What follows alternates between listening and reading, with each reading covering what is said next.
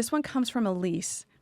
How to be compassionate as a Christian in today's topics? For example, homosexuality, abortion, people of different religions. Well, the difficulty here is what counts as compassion. And the culture has one definition, and God has another definition. The culture's definition is love, compassion, tolerance, acceptance, all of that means approving of what people want for themselves.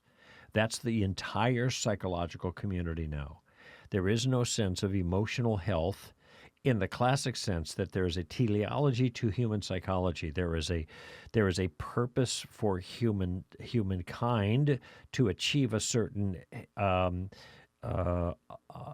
what's the word? Now I'm looking for the right words. It's kind of an operational or functional wholeness, because the concept of wholeness is gone. There is no teleology. There is no ultimate end to human development. It isn't that being the best you can be means being whatever you want to be. Okay, and so, as long as the culture and those who have been influenced by culture, even Christians, understand compassion and love and acceptance and tolerance and all that other stuff, or grace, however you want to characterize it, as affirmation of what a person wants for themselves, what now is called authenticity, their authentic selves, then you are not going to be able to be compassionate. You can be compassionate in the genuine sense of the virtue, and that is showing sympathy and kindness and goodness towards others and seeking their best. That's what it means to love others as we love ourselves. Lewis makes the point. When we love ourselves, that does not mean that we have good feelings about ourselves, that we have to learn how to really think how wonderful we are before we can start acting like other people are wonderful. Lewis says that's not the point. The point is that we seek after our own good.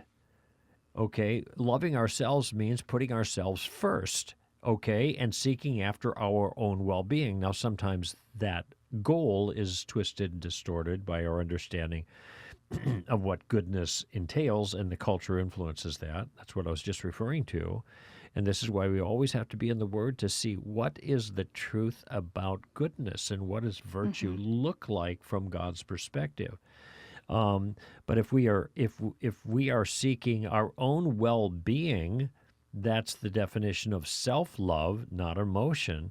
Then to love others as we love ourselves is to seek their well-being as well. What is good for them, and to be compassionate is to be concerned about what is good for them, to treat them with grace and courtesy and honor as human beings made the image of God, yet at the same time not giving in and affirming behaviors that are destructive to them and destructive to their souls